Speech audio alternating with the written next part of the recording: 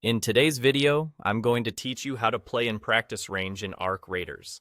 If you're new or just want a safe space to warm up, the practice range is perfect for testing your weapons, getting comfortable with your loadout, and dialing in your feel for the game without the pressure of a live match.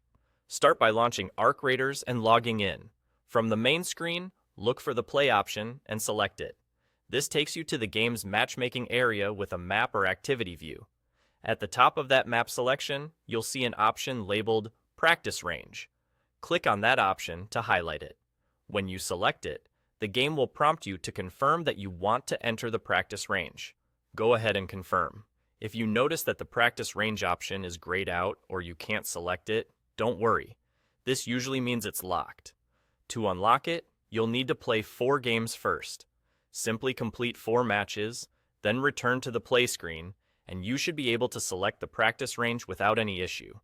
Think of those first matches as a quick way to familiarize yourself with the basics while you earn access to your training space.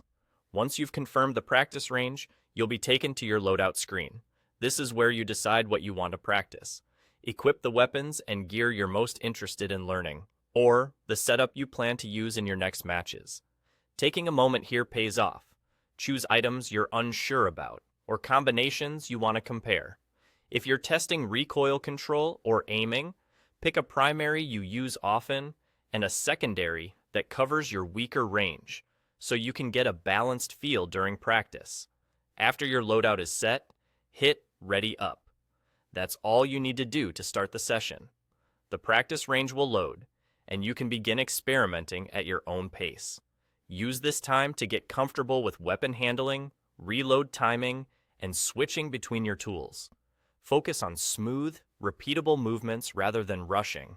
The goal is to build confidence and consistency that carry over into real matches.